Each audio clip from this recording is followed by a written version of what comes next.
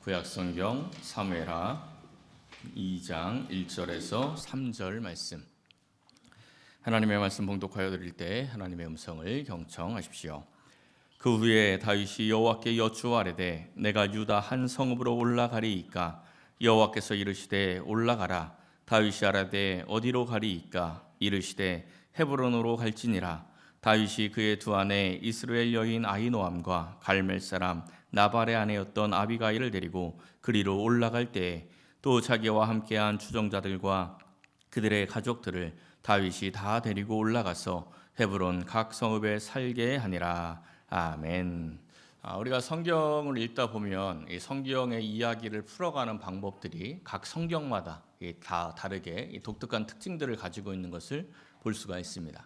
그 가운데 우리가 이 다윗을 보기 위해서 계속 함께 살펴보고 있는 이 사무엘서는 이야기를 풀어가는 중요한 방법 중에 하나가 뭐냐면 대조입니다.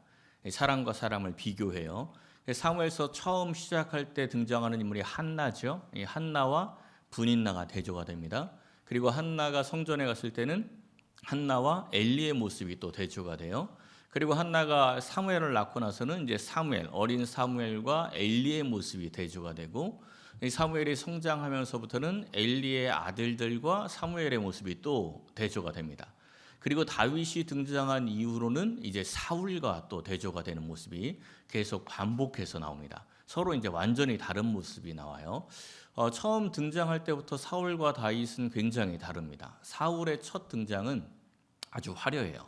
사울의 집안은 금수저 집안입니다. 요즘으로 이야기하면 사울은 금수저 집안에다가 체격 조건도 다른 사람들보다 어깨 위가 큰 아주 키도 큰 사람이었어요. 똑똑한 사람입니다. 그리고 성품도 아주 좋은 사람이었어요. 그러니까 인간적으로 볼 때 사울은 최고의 신랑감이고 또 최고의 이 왕의 후보로 될 만한 사람이 사울이었습니다. 그런데 다윗의 첫 등장은 어떻지요?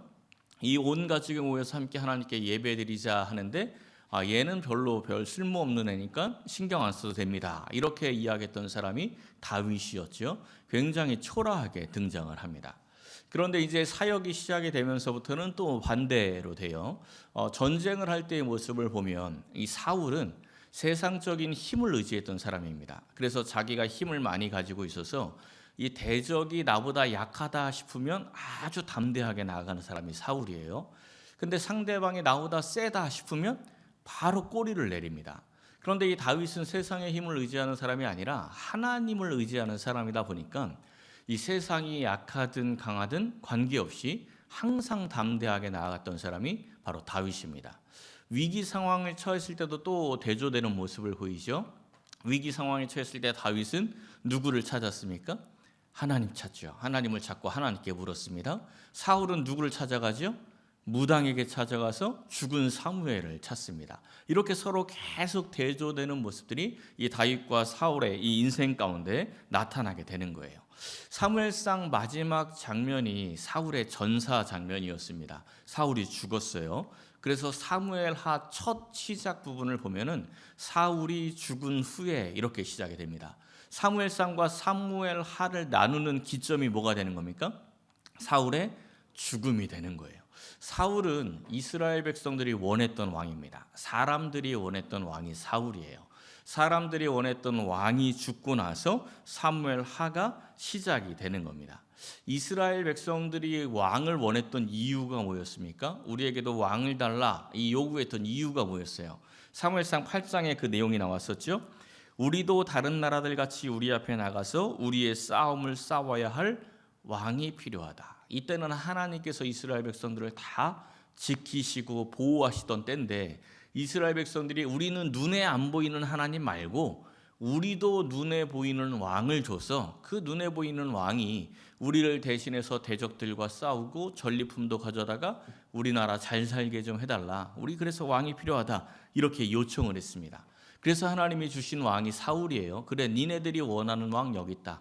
니네들이 원하는 싸움 잘하는 왕 여기 있어. 한번 써봐라 하고 사울을 주신 거죠. 근데 이 사울이 처음에는 이스라엘 백성들이 원하는 것처럼 전쟁에 능하고 싸움도 잘하고 이스라엘을 잘 살게 해줍니다. 그런데 그 결말이 어떻게 되었죠? 우리가 지난번에 본 것처럼 결국은 대적을 물리친 게 아니고 대적에 의해서 죽임을 당하고 끝이 납니다. 비참한 결말을 맞이했어요. 그리고 나서 사무엘하가 시작이 되는 겁니다.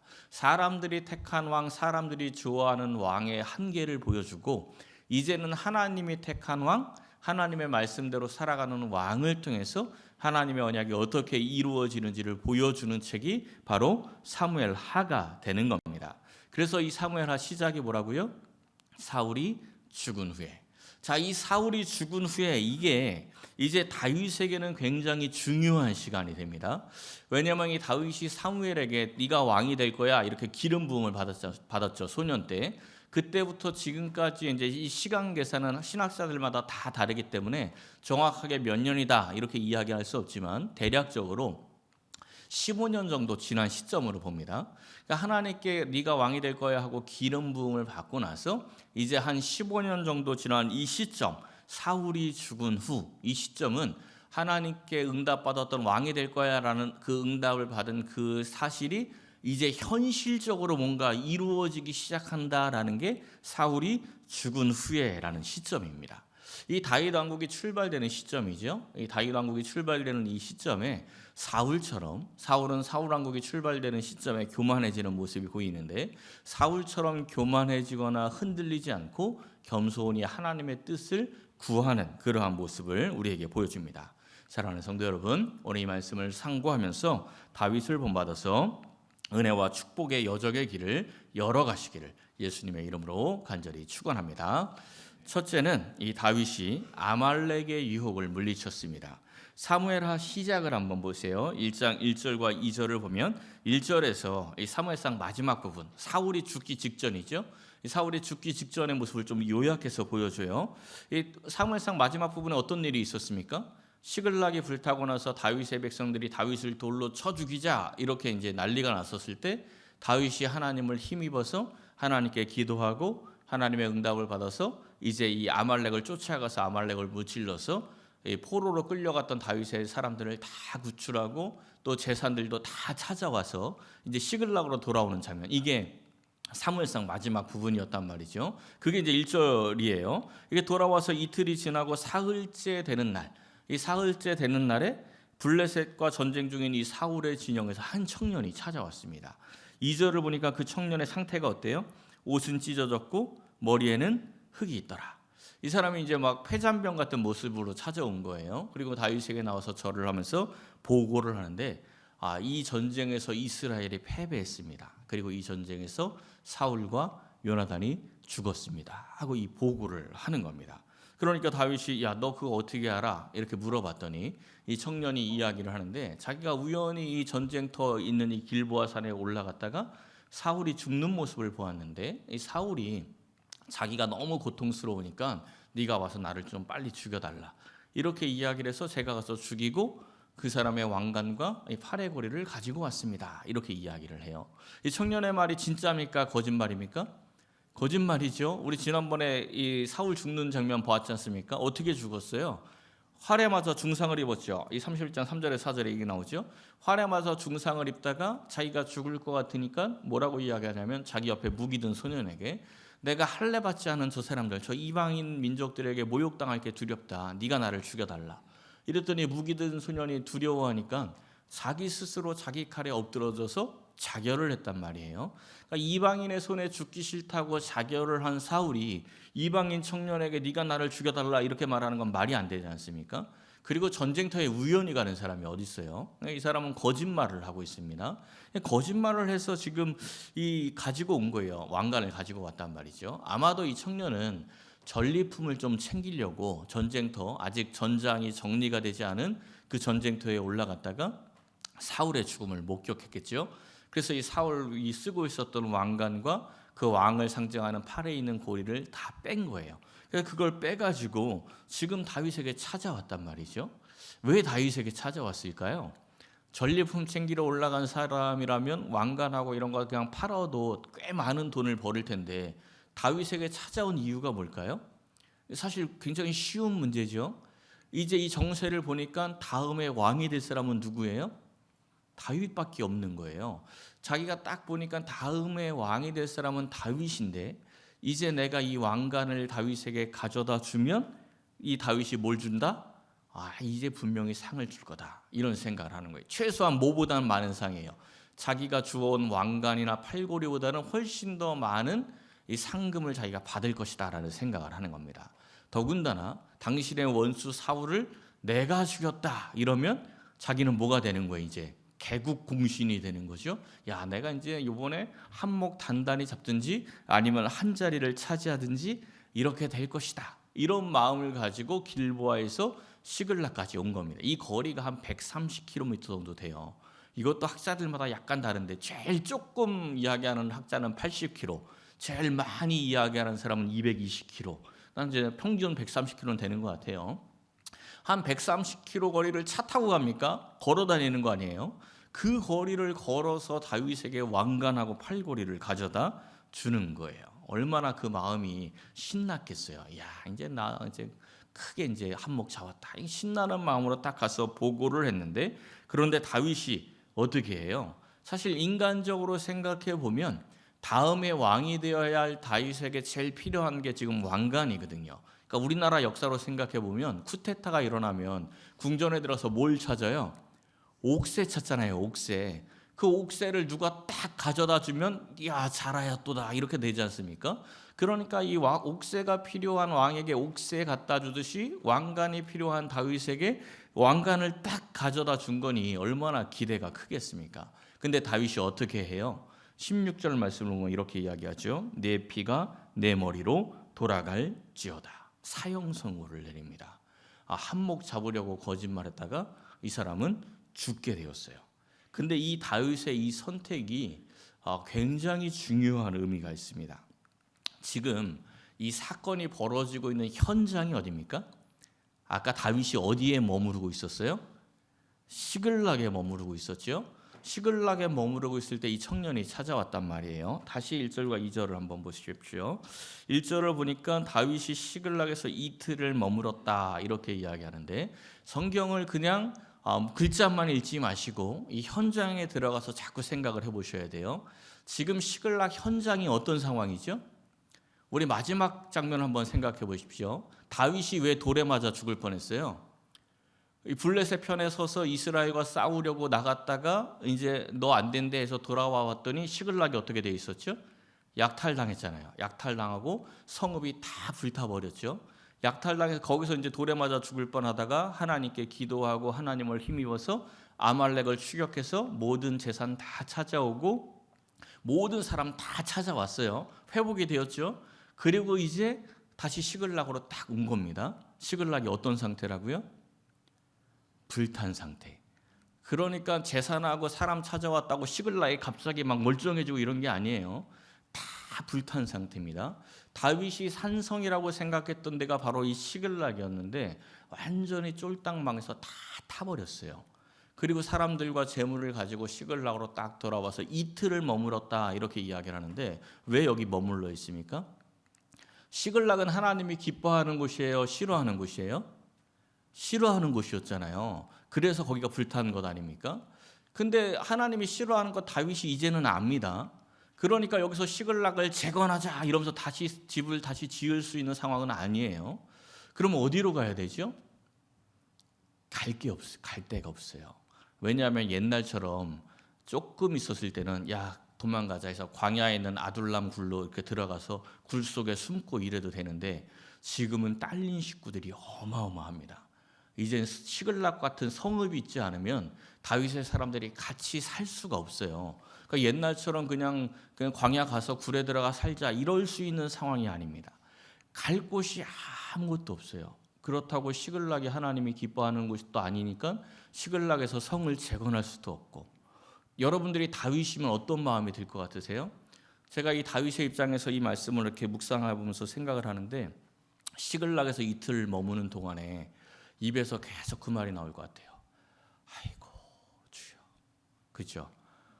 어떻게 뭐 할 게 없잖아. 갈 데도 없고 답답한 거야. 너무 답답한 거야. 아이고 주여 어떻게 하지요? 어떻게 합니까? 어디로 갑니까? 이거 뭐 너무 답답하죠. 막 막막한 거예요. 아이고 주여 이러고 이제 이틀을 보냈습니다. 이틀 밤을 그 폐허가 된 시글락에서 이틀 밤을 보낸 거예요. 그리고 사흘째가 딱 됐는데 패전병 같은 한 청년이 찾아왔습니다. 이 청년이 찾아와서 무슨 이야기를 해요? 이스라엘이 전쟁에 졌대요. 이러더니 그 뒤에 무슨 이야기를 합니까? 사울이 죽었습니다. 딱 이 대답을 듣는, 그 말을 듣는 순간 어떤 마음이 딱 들 것 같으세요? 저는 이 다윗의 입장에서 막 상상을 해봤는데 가슴이 그냥 뻥 뚫릴 것 같아요. 아이고 주여, 이러다가 딱 와서 사울이 죽었어요. 요나단도 죽었습니다. 사울 왕자들 다 죽었대요. 이러니까 어떤 마음이 딱 드는 거예요. 아, 주님이 이렇게 길을 열어놓으셨구나.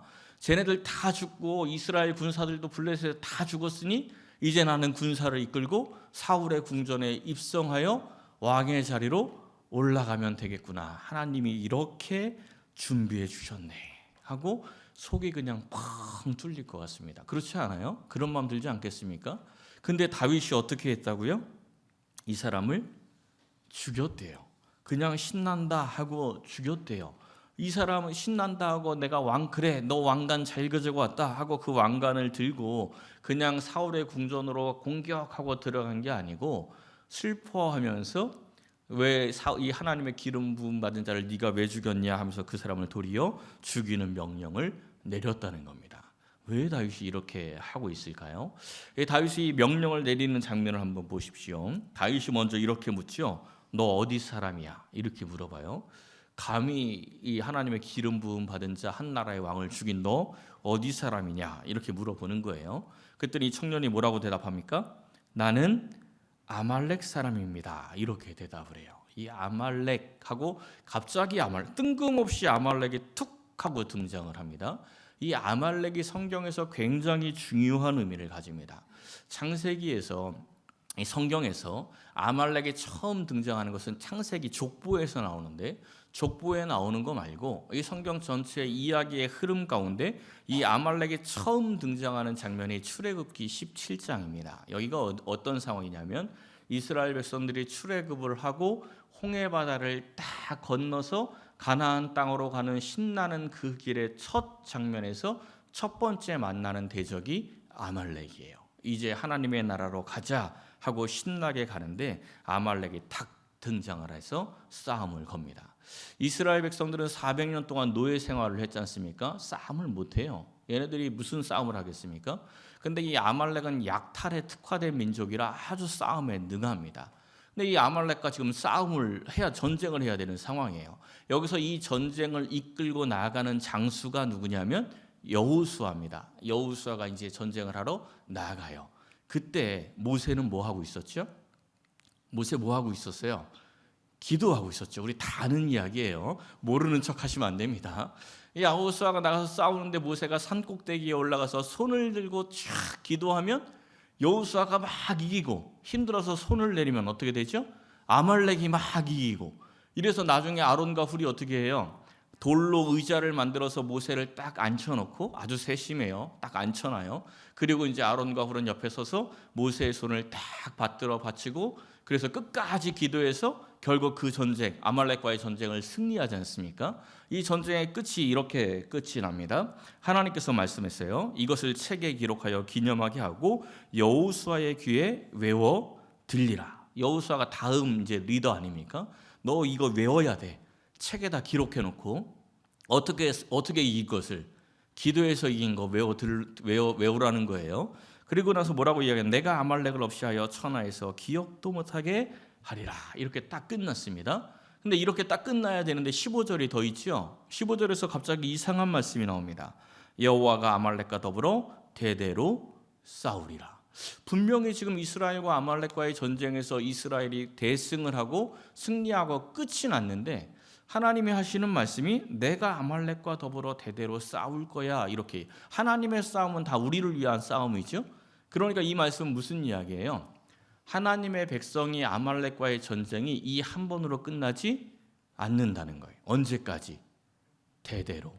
그러니까 우리가 하나님 나라 갈 때까지 계속 만나는 대적이 누구라는 겁니까? 아말렉. 이 아말렉에 뭔가 영적인 의미가 있다는 것을 우리가 좀 캐치할 수 있죠. 이 아말렉을 언제 만났다고요? 홍해 바다를 건너서 가나안 땅으로 가기 위해서 발을 뗀 첫 출발점에 아말렉을 만났습니다. 이스라엘 백성들이 출애굽을 안 했다면 아말렉을 만날 이유가 있어요, 없어요?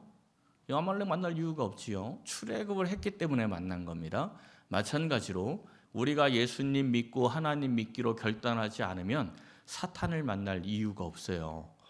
영적인 전쟁을 만날 이유가 없습니다. 왜냐하면 하나님을 믿지 않고 예수님 안에 없는 사람들은 사탄 소속이기 때문에 사탄이랑 싸울 이유가 없어요. 사탄이랑 같은 편인데 그냥 사탄의 뜻대로 살다가 멸망의 길을 가게 되는 거죠.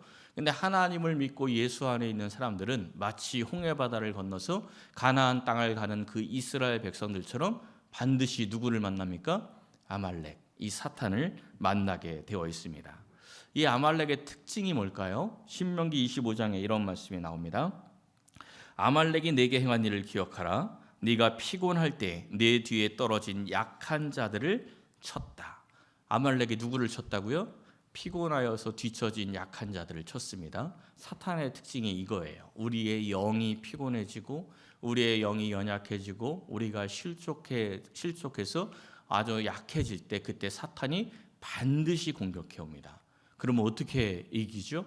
그렇게 공격해 오는 아말렉을 어떻게 해야 이길 수 있습니까? 금방 까먹으시면 안 돼요. 조금 전에 외우라 그랬잖아요. 어떻게 이겼다고요? 기도해서. 그렇죠? 까먹지 말라고 하나님께서 이거 외워 이렇게 말씀하셨어요. 꼭 선생님이 시험 기간에 이거 시험 문제다 이렇게 말씀하신 거랑 똑같은 거예요. 얼마나 중요하면 하나님께서 너희네 이거 외워야 돼 이렇게 말씀하셨겠어요. 기도해야 이길 수 있는 겁니다. 모세가 손을 들어 기도하고 그때 이겼죠. 손을 내렸을 때는 기도 안 했을까요? 손 내려도 기도했겠죠. 근데 하나님이 왜 그렇게 하셨습니까? 마치 유치원생들 교육하듯이 유치원생들 그림으로 보여주잖아요. 유치원생 교육하듯이 손을 들을 때 이렇게 기도해야 이기는 거야. 이것을 시각적으로 우리에게 가르치시면서 이 장면 꼭 기억해라. 이대로 살아야 니들이 아말렉과 싸워서 이길 수 있다. 아말렉과의 전쟁은 대대로 하는 전쟁이다. 이렇게 말씀해 주신 겁니다. 그리고 이후에 성경을 보면 계속 아말렉을 만나는 장면이 나와요. 사울 왕국이 시작이 될 때 하나님께서 첫 번째 내린 명령이 사울에게 내린 첫 번째 명령이 뭐였냐면 아말렉을 진멸하라. 그죠? 사울이 왕이 되고 이 사울이 왕이 되고 나서 첫 번째 그 암논과의 전쟁은 본격적인 왕이 되기 직전에 있었던 사건이고 왕으로서의 권위를 가지고 첫 번째 겪는 전쟁이 아말렉 전쟁이에요. 사울도. 근데 그 아말렉 전쟁에서 하나님이 아말렉과 싸워라, 아말렉을 진멸하라 명령하시고 사울이 나가서 싸우지요. 이겼어요, 졌어요? 이겼어요. 어떻게 됐는지 전혀 모르시는 분들이 많은 것 같은데 이겼습니다. 전쟁에서 이겼어요. 이겼는데 그날 밤에 하나님께서 내가 사울을 왕으로 택한 것을 후회한다 이렇게 말씀하셨어요. 이겼는데 왜 후회했죠? 하나님께서 사울에게 내리신 명령은 아말렉을 진멸하라였습니다. 근데 사울이 어떻게 했어요? 아말렉의 왕 아각을 포로로 끌고 오고 좋은 것들은 다 전리품으로 다 챙겨왔죠. 그래놓고 혼나니까 이거 하나님께 드리려고 챙겨왔어요. 이렇게 거짓말하지 않습니까? 하나님의 명령대로 하지 않은 거죠. 아말렉의 유혹에 넘어졌습니다. 우리도 이와 비슷할 때가 많아요. 하나님이 진멸하라라고 말씀하신 그 죄를 자기를 좋게 하는 것들이 있으면 진멸하지 않습니다. 자꾸 남겨둬요. 자꾸 남겨두고 그것을 즐기려고 하죠. 자꾸 세상적으로 나가려고 그걸 둔단 말이에요. 사울이 그것 때문에 망한 겁니다. 우리는 항상 진멸해야 할 것은 진멸해야 하는 거예요. 다윗 왕국이 출발되는 이 시점에도 지금 누가 등장을 한 거예요? 아말렉이. 이렇게 딱 출발하는 시점에 자꾸 아말렉이 뻥뻥하고 등장을 하는 겁니다. 갑자기 아말렉입니다 이렇게 이야기하지 않습니까? 아말렉이 지금 다윗을 유혹하고 있습니다. 어떻게 유혹하고 있어요? 야, 사울 죽었다. 너한테 필요한 왕관도 내가 가져왔다. 지금 하나님께 물을 시간 없어. 빨리 뛰어 올라가서 왕의 자리로 올라가. 언제 하나님께 묻고 있니? 다 준비됐는데. 왕관까지 네 앞에 있는데. 지금 이렇게 유혹하는 겁니다. 근데 이것은 하나님의 뜻이 아닌 거예요. 다 준비된 것 같은 그 시간에 다윗이 뭐 했다고요? 하나님께 기도하고 있는 겁니다. 아말렉은 굉장히 여러 가지 모습으로 우리에게 찾아옵니다. 출애굽 때처럼 우리가 약해졌을 때, 우리가 지쳤을 때 그 연약한 부분을 집요하게 공격해서 무너지게 만듭니다. 또 이 사울처럼 아주 좋은 것들, 우리의 정욕을 채워줄 것들을 통해서 우리를 유혹합니다. 또 이 다윗처럼 권력을 쉽게 얻을 수 있도록 뭔가 막 이루어지는 것처럼 우리를 유혹할 때도 있어요. 에스더서에 보면 하만이 유다 백성 전체를 죽이려고 하지 않습니까? 이 하만이 아각 사람이라고 나오는데 아말렉 족속입니다. 역시 아말렉 족속 이 하만을 통해서 박해를 하죠. 그렇게 박해를 하면서 우리를 하나님과 멀어지게 만듭니다. 이렇게 다양하게 다가오는 이 아말렉을 어떻게 해야 합니까? 다윗처럼 단호하게 내쳐야 돼요. 에스더처럼 죽으면 죽으리라 하고 담대하게 나가야 합니다.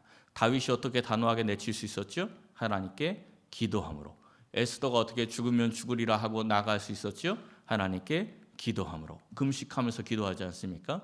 우리도 어떻게 해야 아말렉을 이길 수 있습니까? 기도해야. 사랑하는 성도 여러분, 우리의 신앙 여정을 방해하는 이 아말렉의 유혹을 항상 기도함으로 단호하게 물리치고 복된 신앙의 길을 걸어가시기를 예수님의 이름으로 간절히 축원합니다. 두 번째는 응답에 순종하며 기다려야 합니다. 이 다윗은 이스라엘의 왕으로 기름 부음을 받은 사람입니다. 지금 사울이 죽었어요. 금방 말씀드린 것처럼 이제 다음이 왕이 될 만한 사람은 다윗밖에 없습니다. 그러면 다윗이 해야 할 일은 뭐죠? 온 백성에게 선포하는 겁니다. 그동안 내가 말은 안 했지만 사실은 내가 사무엘에게 기름 부음 받은 사람이야. 내가 왕이야. 이렇게 선포를 하고 왕의 자리로 등극을 하면 돼요. 지금 사울의 궁전은 무주공산입니다. 이스라엘 군사들 거의 다 죽었거든요. 쓸만한 왕자들은 다 죽었어요. 나중에 보면 나오지만 이스보셋이라고 조금 멍청한 애 하나 있는데 얘 하나 남아 있습니다. 그러니까 이제 그냥 올라가면 되는데 이 상황 가운데 다윗이 하나님께 기도를 했어요. 도리어 자기를 유혹하는 아말렉 청년은 죽였단 말이죠. 자, 어떻게 하는지 2장 말씀을 보십시오. 먼저 기도하죠. 다윗이 여호와께 여쭈어레되 하고 하나님께 기도한단 말입니다. 뭐라고 기도했어요? 내가 유다 한 성읍으로 올라가리이까. 근데 이 기도에는 사실 좀 내포된 의미가 있습니다. 다윗이 어떤 기도를 하고 있는 거냐면 내 세력의 기반이 유다인데 이제 내가 내 세력의 기반인 유다로 올라가서 그 유다의 힘을 얻고 이스라엘의 왕으로 등극하면 되겠습니까? 이런 기도를 지금 하고 있는 거예요. 다윗이 자기가 봐도 지금 자기가 왕으로 올라갈 적기거든요. 지금이 딱 하나님의 때인 것 같아. 자기가 생각을 해봐도. 그러니까 이렇게 기도하고 있는 거예요. 그랬더니 하나님이 뭐라고 대답하셨어요? 여호와께서 이르시되 올라가라. 이렇게 대답을 하십니다. 여기서 이 다윗의 마음이 어떨까요? 저희가 이제 다윗의 입장에서 계속 말씀을 묵상을 하고 있는데 하나님 내가 유다 성읍으로 올라갈까요? 이렇게 기도했더니 하나님이 올라가 딱 말씀하시는 거예요. 신나요? 안 신나요? 신나죠. 이제 무슨 생각이 드는 거예요?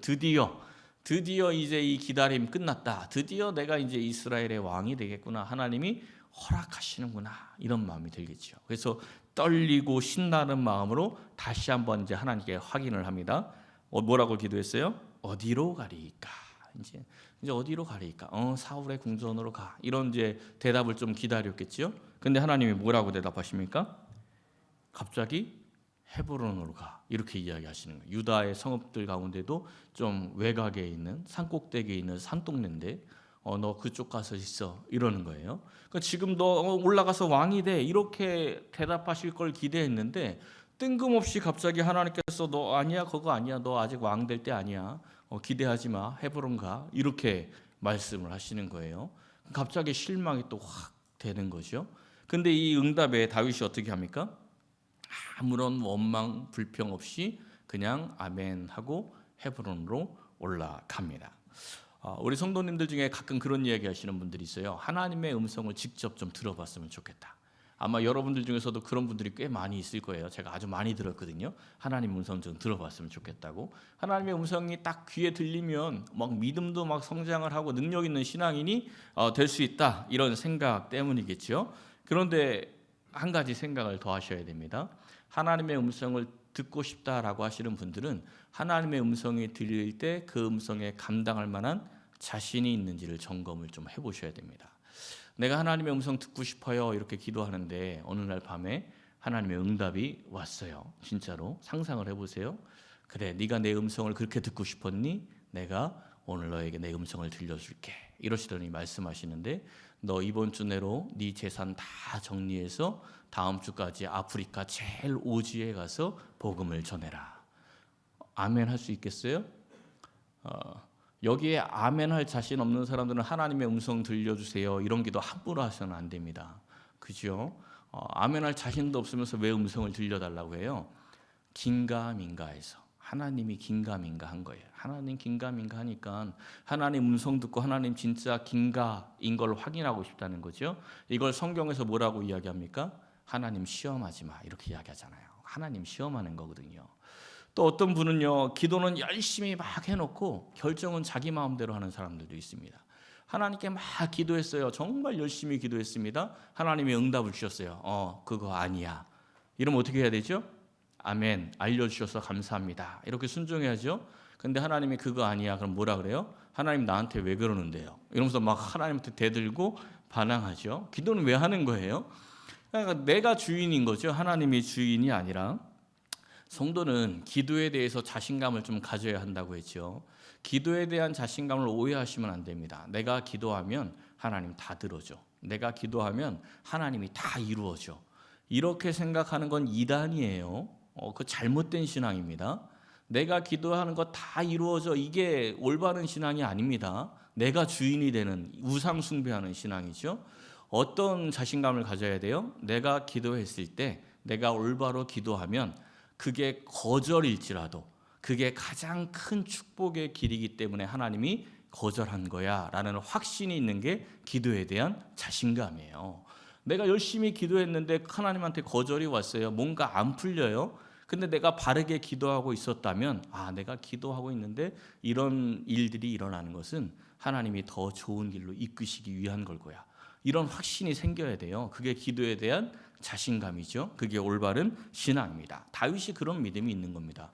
그러니까 지금 왕이 되어야 할 적기에 헤브론 산꼭대기로 올라가라는 그 하나님의 응답에 그냥 아멘 하고 가는 겁니다. 하나님의 뜻이 있겠지 하고 가는 거예요.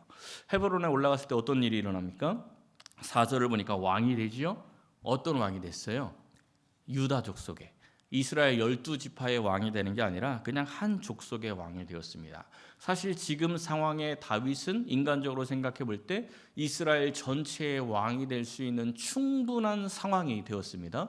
충분히 12개를 다 가질 수 있는데 하나님이 그거 아니야 하고 한 개만 주신 거니까 실망할 수 있는 상황이죠.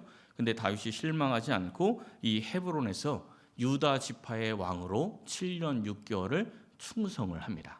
하나님께서 맡겨주신 이 작은 사명에 충성하여서 감당하는 그 시간 동안 하나님이 뭘 하십니까? 하나님이 놓으시는 게 아니에요. 그 7년 6개월 시간 동안 이스라엘 12지파들이 다윗을 인정할 수밖에 없는 상황을 만들어 가십니다. 다윗 왕국을 방해하는 모든 세력들을 하나씩 하나씩 다 제거해 가시는 거예요. 그리고 마침내 하나님의 때가 찼을 때 다윗을 이스라엘 전체의 왕으로 세워 주시는 겁니다. 아말렉이 하나님의 백성이 만날 수밖에 없는 대적이라면 헤브론은 하나님의 백성이 축복받기 위해서 준비할 수 있는 그 언약의 장소가 바로 헤브론입니다. 헤브론은 창세기 때부터 등장을 합니다. 어디에서 등장을 하냐면 아브라함의 조카 롯이 저 땅이 참 좋다 하고 소돔 땅을 선택해서 그 땅으로 갔을 때 이 실망하고 있었던 아브라함에게 내가 네가 보고 있는 그 땅 너에게 줄게 하고 하나님이 언약해서 주신 땅이 바로 헤브론입니다. 나중에 사라가 죽었을 때 아브라함이 이 헤브론에 있는 막벨라 굴을 땅을 사죠. 그 땅에다 사라를 장사 지냅니다. 이스라엘 백성들이 장사 지내는 땅은 고향이에요. 그러니까 아브라함이 그때부터는 어떤 생각을 하는 겁니까? 하나님이 이 땅을 주시겠다고 언약했으니 이제 이 땅이 나의 본향이다. 이게 거기서 장사를 지내는 겁니다. 아브라함과 사라가 그 땅에 다 장사 지내지죠. 아브라함의 아들 이삭과 그의 아내도 거기서 장사 지냅니다. 그리고 이제 손자 이삭의 아들 야곱도 역시 거기에서 장사 지냅니다. 이제 믿음의 사람들의 고향, 본향이 된 거죠. 이 헤브론이 나중에 또 어디서 등장을 합니까? 출애굽을 하고 나서 이제 여호수아가 가나안 땅을 점령해 갈 때 제일 어려운 땅이 헤브론이었는데 그때 누가 등장을 했어요? 갈렙이 등장을 하죠. 이 산지를 내게 주소서. 그리고 점령한 땅이 헤브론입니다. 이 헤브론을 점령하고 나서 이런 말씀이 나와요. 여호수아 14장에 헤브론이 갈렙의 기업이 되었는데 그 갈렙이 여호와를 온전히 쫓았대요. 그리고 15절에 보니까 그 땅에 전쟁이 그쳤다. 그러니까 다르게 이야기하면, 거꾸로 이야기하면 하나님을 온전히 쫓았던 갈렙이 헤브론을 점령하고 나니까 그 땅의 전쟁이 끝이었다는 거예요. 근데 여호수아서를 읽어보면 알듯이 전쟁이 그치지 않았습니다. 사실상 전쟁이 시작되었어요.